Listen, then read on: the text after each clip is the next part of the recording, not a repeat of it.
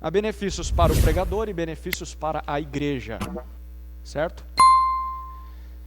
Benefícios para o pregador. Vamos abrir em Atos capítulo 20, versículos 26 e 27. Nesse capítulo, o apóstolo Paulo está falando com os presbíteros de Éfeso.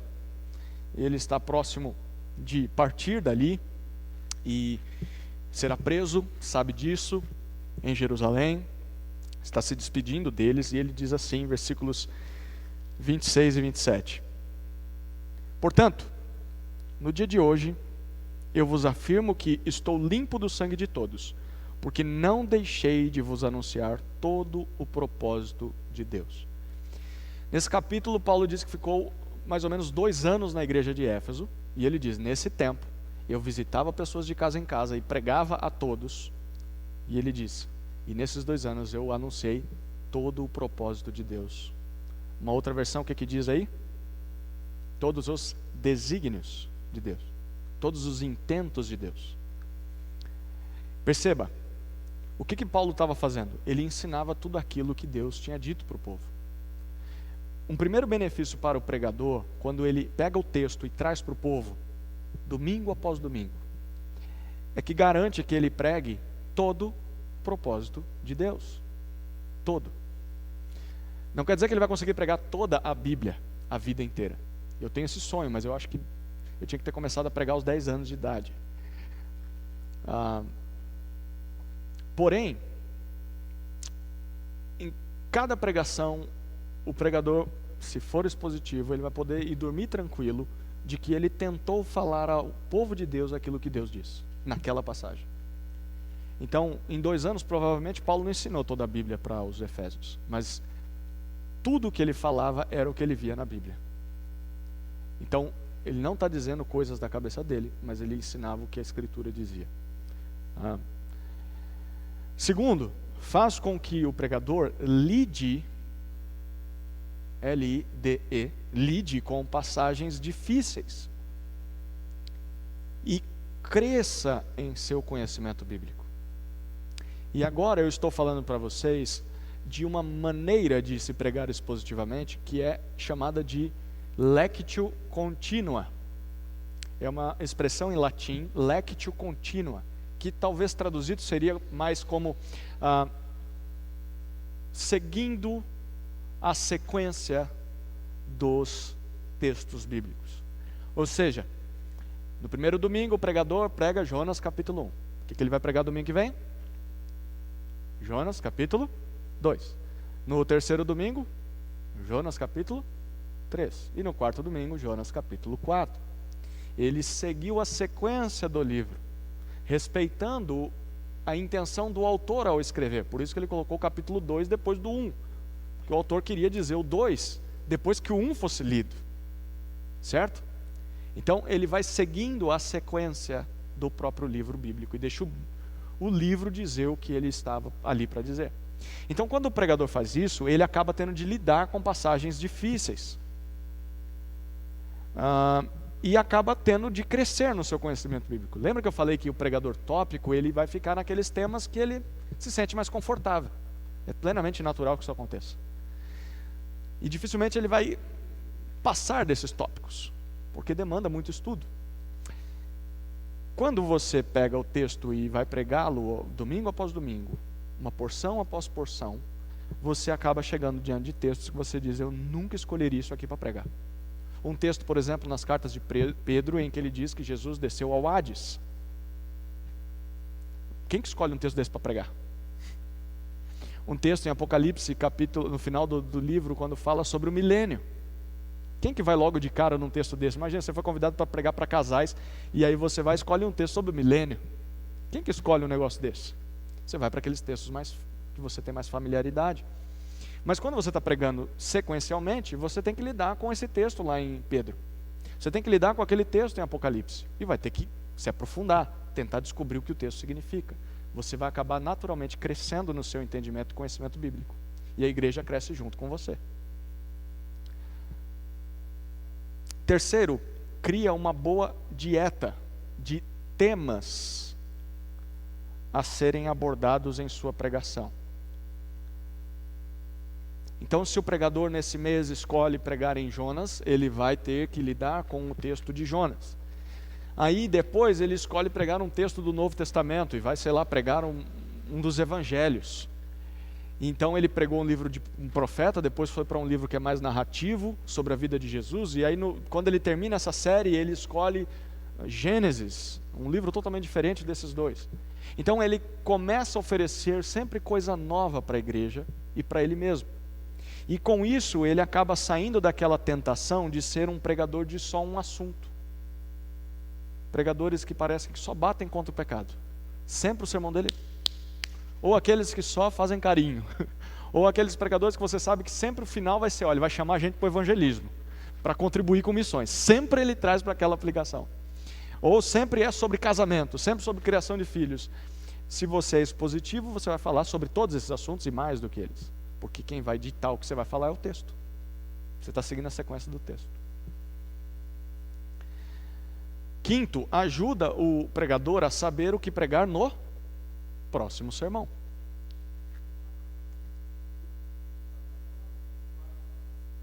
Perdão. Então deixa eu falar o 5, depois eu volto para o quarto, tá bom? Então no quinto aí, ajuda o pregador a saber o que pregar no próximo sermão. Então, se eu preguei nesse domingo, Jonas capítulo 1, domingo que vem, qual que é? Jonas capítulo 2, a igreja sabe, a igreja pode ler esse texto e estudar previamente na sua semana, e eu já sei qual é o texto que eu vou pregar. Então eu sento na terça-feira para começar a preparar o meu sermão, eu não preciso ficar pensando qual texto que eu vou pregar, qual tema, qual ideia, não, o texto está lá, é só estudar o texto. O trabalho já foi cortado pela metade aí, né? Não precisa ter tanta criatividade para descobrir o que pregar, você já tem, o próprio texto vai dizer o que pregar. Quarto, volta aí desenvolve no pregador uma teologia baseada na Bíblia. Quanto mais se estuda o texto bíblico, mais as suas convicções serão baseadas nele, e não somente nos teólogos ou comentaristas de estimação, né? Quanto mais você fica no texto, menos você precisa ficar citando João Calvino, Agostinho de Hipona, Papa Francisco, sei lá quem você vai citar. Por quê? Os comentários deles são úteis, mas você acaba descobrindo que o texto é mais importante das pessoas ouvirem do que os comentários, né?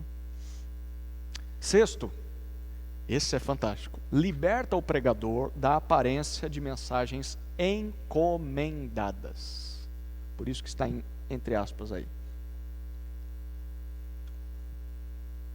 O que seriam mensagens encomendadas? Estou lá durante a semana trabalhando, e aí surge um telefonema. Pastor, estou querendo abandonar a minha mulher. Eu vou sair de casa, não aguento mais. Eu fecho tudo que estou fazendo e falo, domingo eu vou pregar sobre divórcio. Aquele casalzinho vem, estão em pé de guerra, sentam-se lá no fundo, nem se olham, e digo, gente, essa semana, hoje nós vamos falar sobre divórcio. Os irmãos que sabem do ocorrido, naturalmente, irão pensar o quê? Esse pastor só vai pregar sobre isso por causa do que aquele casal está vivendo. Está pregando para eles. São mensagens encomendadas. E fica claro para a igreja quando as mensagens são encomendadas. Quando você segue a sequência dos textos, você se liberta dessa aparência. Por quê? Quem lembra do tema de Mateus capítulo 18? Jesus está falando sobre o cuidado que nós devemos ter com os pequeninos, aqueles que creem nele, que quando um pequenino se desvia da multidão, do rebanho, a gente tem que ir atrás dele. Se o teu irmão pecar, vai entre ti, ele só repreende ou exorta. Se ele se arrepender, você ganha o seu irmão. E aí depois Pedro pergunta, até quando eu vou perdoar meu irmão? Ele diz até 70 vezes 7, e fala sobre aquela parábola daquele homem que foi perdoado, mas não queria perdoar. Fantástico, que sermão fantástico, né? As pessoas saem se perdoando e pedindo perdão para o outro e tal. Ou, que pastor sem vergonha, eu não queria ter ouvido esse negócio. Que mané perdoar o quê? Que mané me preocupar com os pequeninos e tal. Bom, a palavra foi pregada. Aí, acontece lá da ligação. Pastor, estou querendo largar minha mulher. Aí o pastor tem uma coceirinha na cabeça. Por quê? Mateus capítulo 19 fala sobre o quê?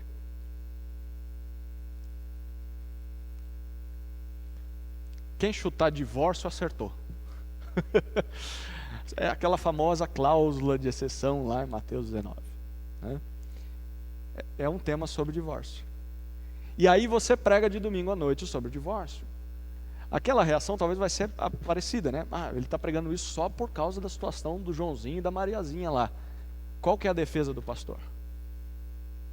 Olha, foi vocês que inventaram de pecar sobre isso nessa semana. Eu já estava planejado desde que eu escolhi pregar Mateus. O capítulo 19 vem depois do 18, e o 19 fala disso. O que eu vou fazer? Eu vou pular esse capítulo? Eu tenho que pregar. Azar de vocês, tem que ouvir mesmo.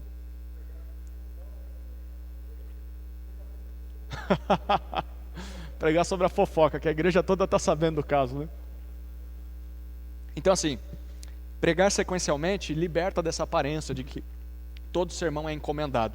Certa vez, em outros carnavais, aí, em outra igreja, houve uma ovelha que se incomodou demais com as pregações, e eu, na época, tinha o hábito de escrever tudo que eu pregava, e começamos a gravar as pregações, o áudio pelo menos. E aí, ele sumiu da igreja por uns meses, até que apareceu cuspindo marimbondos e dizendo que eu tinha mandado ele sair da igreja. E eu disse, mas como eu mandei você sair da igreja? Ele falou, você usou o púlpito para me mandar embora.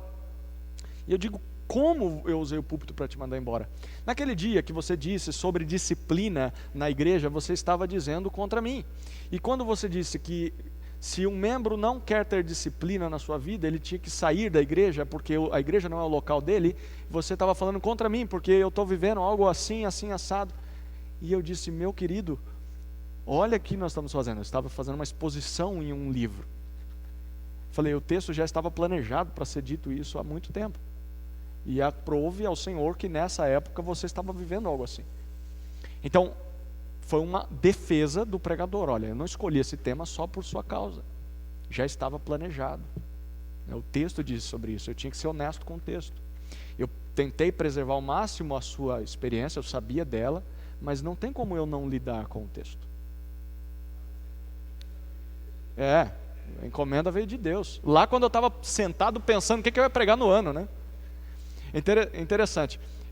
Ano passado eu sentei junto com os presbíteros, né, os outros pastores dessa igreja, e nós pensamos, olha, eu iria pregar os livros do Antigo Testamento. Cada sermão, uma mensagem em um livro. E aprove ao Senhor que quando estourou a pandemia, todos os livros, ou a maior parte dos livros, trabalhavam sobre crises e sofrimento, e luta, e dor, e dificuldade. Eu não tinha planejado uma pandemia. Deus utilizou o presbitério naquele momento para escolher pregar isso, né? Então, o Espírito Santo, William, respondendo um pouquinho daquela pergunta, né? Eu creio que ele também age nessa escolha prévia, né?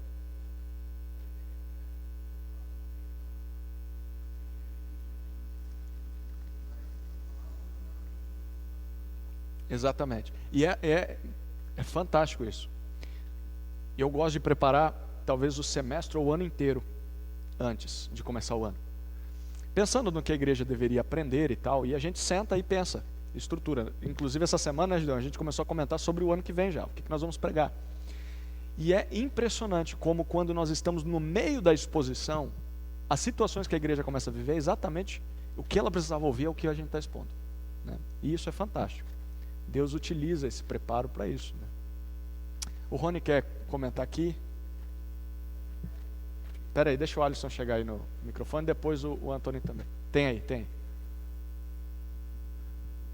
Essa questão que o pastor falou que o pastor falou sobre o rapaz da disciplina aí, que achava que estava falando dele.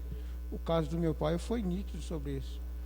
O irmão Francisco lá no Piauí sempre falava do pai, convidava ele para ir para a igreja, ele como que não era evangélico nem nada, falou assim, um dia eu vou. Quando foi um belo dia, meu pai sentou lá no fundo, o irmão Francisco nem sabia que ele tinha ido. E o pastor descendo a lenha lá, e o pai achando que o cara tinha contado a vida pro pastor, a vida do meu pai todinha. E aí quando foi no outro dia no trabalho, o Francisco chegou lá, ô, senhor Francisco, você falou minha vida todinha pro seu pastor?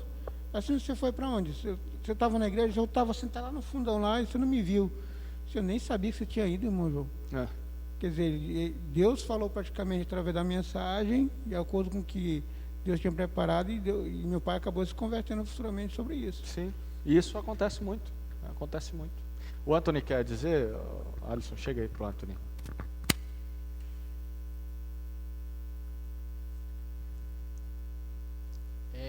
Quando acontece uma pregação e tal, aí tá, uma coisa que acontece bastante comigo, aí tem a pregação, aí chega em casa e falam, ó, a pregação foi inteirinha pra você, porque você fez isso, isso e aquilo. O que a gente deve falar no momento desse? Amém. Que já aconteceu bastante, tipo, acontece algo assim relacionado à família, amigos e tal, aí chegam e falam, nossa, se aquela pessoa estivesse na igreja, a pregação seria inteirinha pra ela. Aí tipo, é certo falar algo assim ou... Às vezes a gente lamenta porque algumas pessoas nós gostaríamos que ouvissem o que a gente está ouvindo, estivessem ali. Mas aprove a Deus que nós estivéssemos ali, né? Então, tem uma piadinha, tem uma senhora muito fofoqueira, Cláudio, muito fofoqueira na igreja, e o pastor, sempre que pregava contra a fofoca, ela chegava no final do culto e falava, pastor, boa palavra, viu?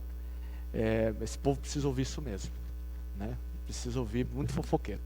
E aí, esse pastor ficava incomodado com isso, né? Até que certo dia, naquele culto de quarta-feira, num lugar no sítio, no interior, uma chuva terrível, e ninguém foi para o culto naquele dia.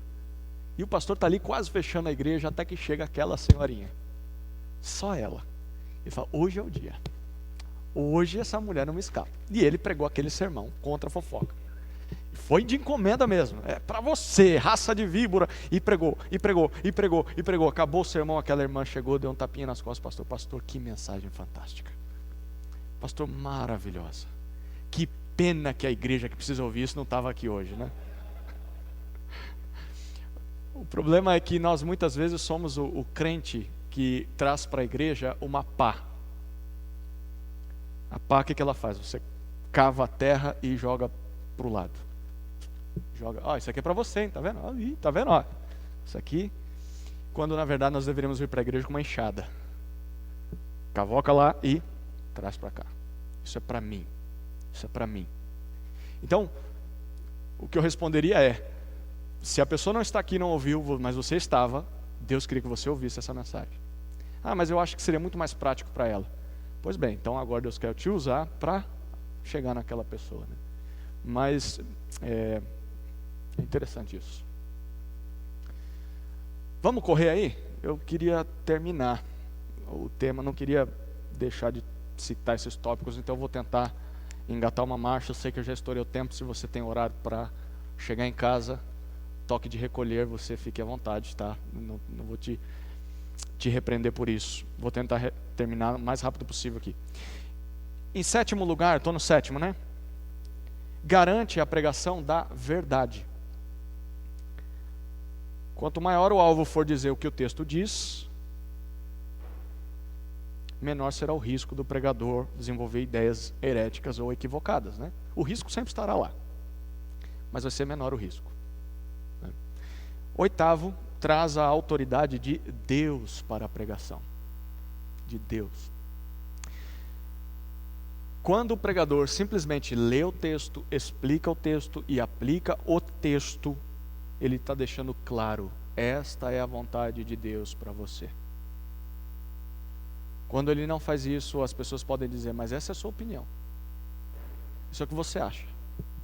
Mas quando ele está sendo fiel ao texto, a pessoa pode até discordar e dizer, eu não concordo, mas ela não tem como não dizer, ou como afirmar que ela não está vendo isso claramente no texto.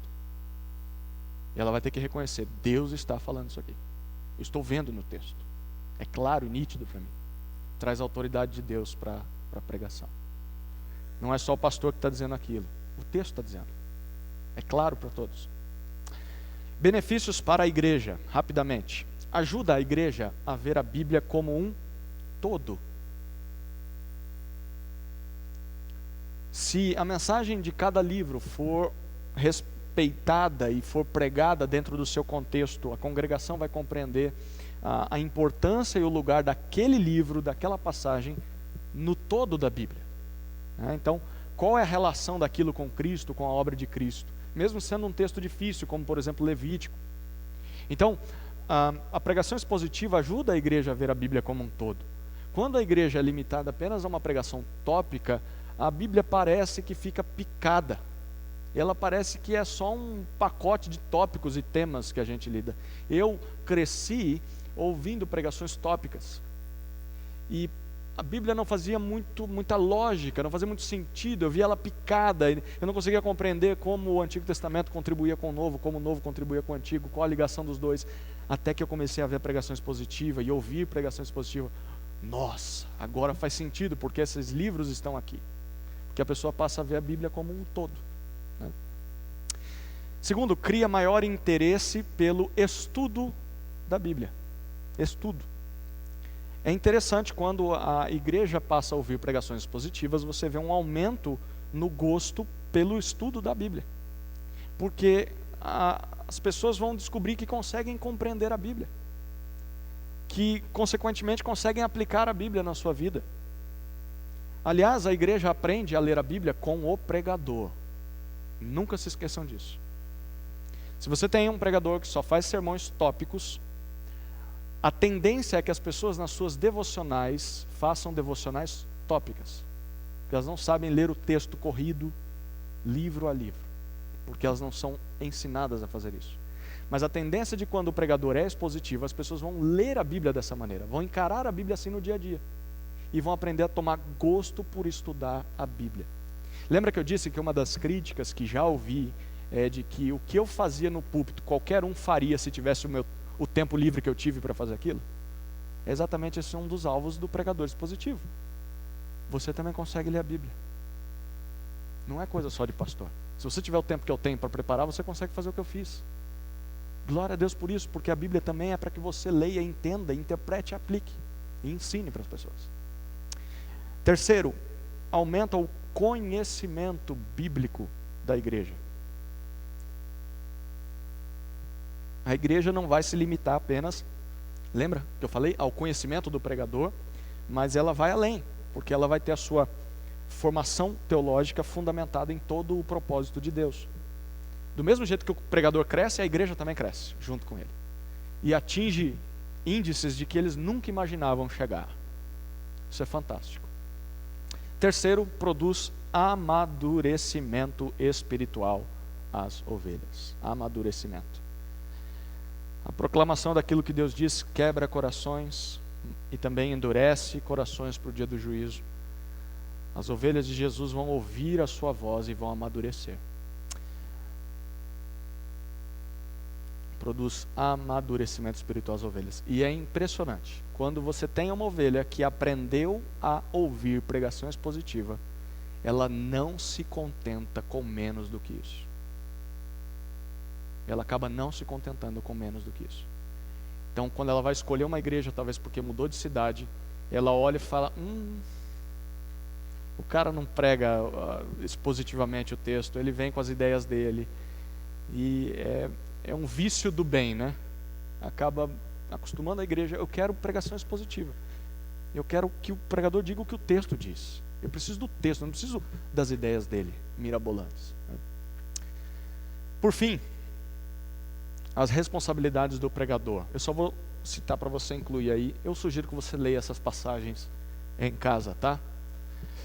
Primeira responsabilidade do pregador é honestidade. Honestidade com H, tá? Começa com H aí. Honestidade. Tiago 3:1 diz, não sejam muitos de vós mestres, porque haverão de receber juízo maior. 1 Pedro 4:10 diz que os presbíteros cuidam do rebanho como quem há de prestar contas. Não é esse texto, perdão, é outro texto. 1 Pedro 4:10 diz que aquele que ensina, que prega, pregue como quem prega desígnios de Deus, como quem prega as palavras de Deus. Então, você precisa ser honesto, dizer somente o que o texto diz, tentando ao máximo permitir que o texto molde os seus pressupostos e não o contrário. Não você moldar o texto às suas preferências. Você precisa de honestidade, ser honesto com o texto, dizer o que o texto diz. Segundo, você precisa de muito estudo. 1 Timóteo 5,17, Paulo diz que presbíteros que se afadigam no ministério da palavra precisam receber dupla honra, porque é um trabalho árduo. Você acha que é só aquele que quebra parede, tritura pedra, vira concreto que tem um trabalho difícil? O trabalho, a Bíblia demonstra que o trabalho na palavra é árduo. É árduo. 2 Timóteo 2,15 diz que Timóteo deveria se dedicar à palavra. Demanda estudo, por exemplo, de palavras específicas que há no texto. Demanda estudo do próprio texto, demanda estudo do contexto, do livro, de como ele se encaixa na mensagem da Bíblia como um todo. E logicamente demanda estudo também do seu público. Você tem que conhecer a tua igreja, conhecer o que ela precisa ouvir. Então, é por isso que muitos desistem da pregação expositiva. Muitos ouvem isso aqui que vocês estão ouvindo, mas aí dizem, não, mas eu não quero mais isso. É mais fácil eu voltar lá para as pregações tópicas e textuais, porque dava menos trabalho. Na verdade, essas vão dar mais trabalho ainda, porque ele vai ter que fazer isso com todos os textos. Mas, de novo, voltando aos tópicos e temas que o pregador está mais acostumado, então é mais fácil para ele.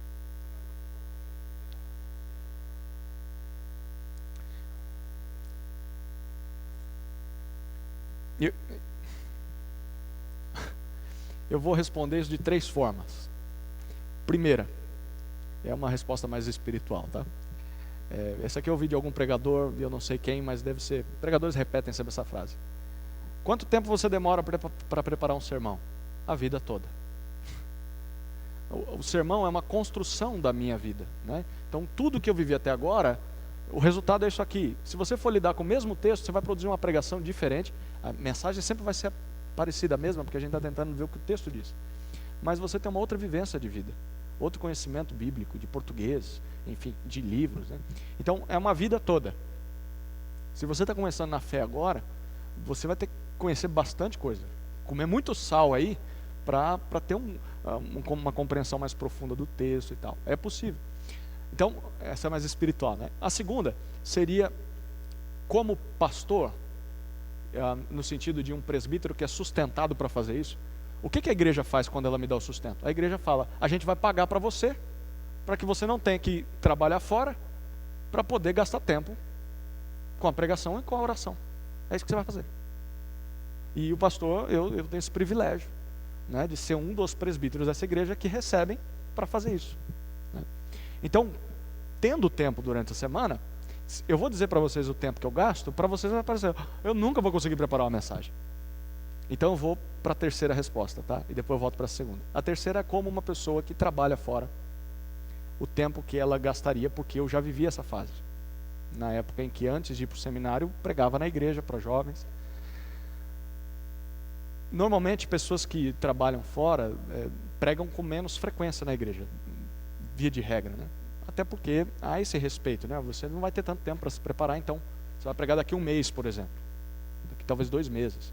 Você tem todo esse tempo para se preparar, gastando 1 horinha talvez por semana, ou 2, 3 horas, uma por noite, né? Então você vai pensando naquilo. Isso varia muito de pessoa para pessoa. Tem gente que aproveita o tempo diante do texto, anotando e tal, lendo outros livros. Tem gente que prepara tudo aqui na cabeça enquanto está dirigindo para ir para o trabalho, né? Então varia de pessoa para pessoa. Agora, ministerialmente, e agora eu volto para o meu contexto, gastando o meu tempo na semana para isso, eu gasto em média umas 15, 16 horas para o preparo de cada mensagem. E aí dá mais 1 hora para pregar, né? Então, às vezes eu passo de 1 hora. Mas é mais ou menos isso. Outros pastores demoram menos tempo, outros mais tempo. Mas depende da rotina, depende às vezes da semana. Às vezes na semana tem muito aconselhamento, muita visita para fazer. Eu não vou ter tanto tempo para sentar para estudar. Então eu tenho que pensar enquanto estou dirigindo, eu tenho que pensar enquanto estou em casa. E vou construindo muito na cabeça e tal. As semanas que eu consigo digitar tudo que eu vou falar, as semanas que não dá. Então eu venho só com um esboço pequeno, enfim. Então depende muito de cada contexto. Certo? Assim, só desculpa até frisar isso aqui. Pra gente que assim, sem esposa, o que é recomendável? A gente fazer 1 por semana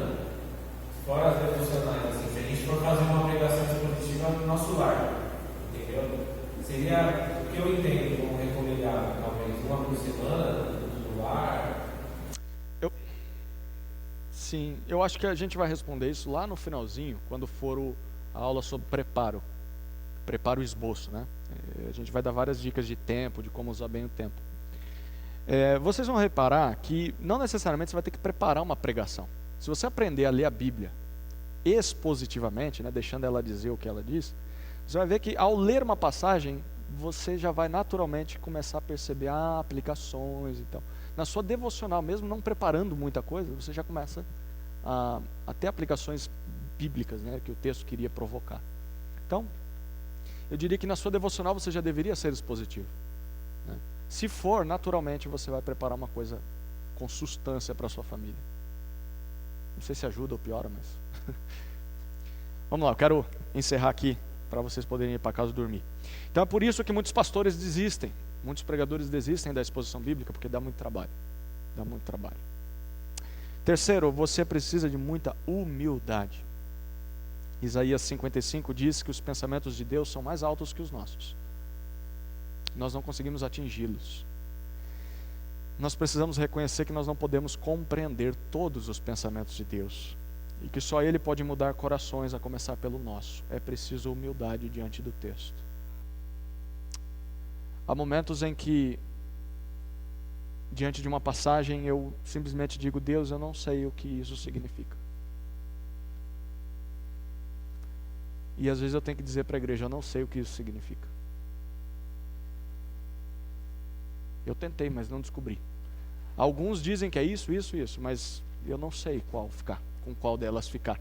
E agora eu jogo o problema para você. Dorme com esse barulho, porque agora você vai ter que voltar para casa e pensar sobre isso. Precisa de humildade. Às vezes você não vai descobrir, entender plenamente o que Deus está dizendo ali, porque os pensamentos deles são mais altos que os seus. Certo? Quarto lugar, muita dependência.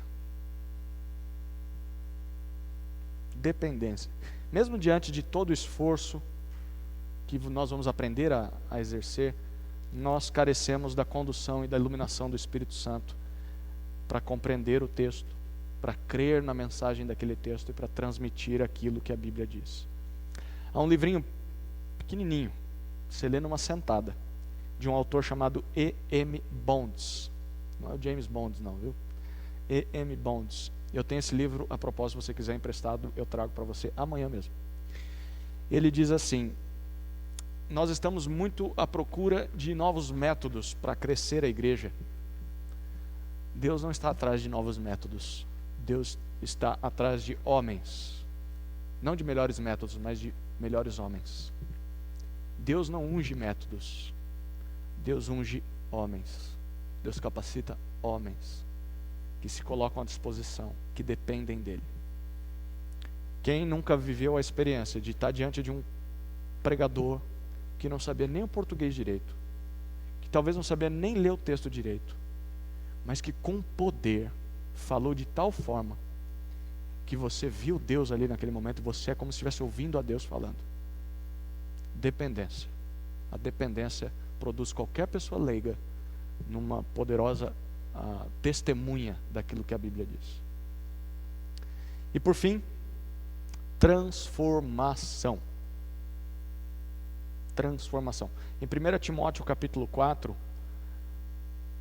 Paulo diz para Timóteo que ele deveria se esforçar para ser exemplo da pregação para a igreja. Então, primeiro Deus quer trabalhar na vida do pregador, para depois trabalhar na vida daqueles a quem ele prega. Então ele tem que ser o primeiro a começar a aplicar aquela mensagem.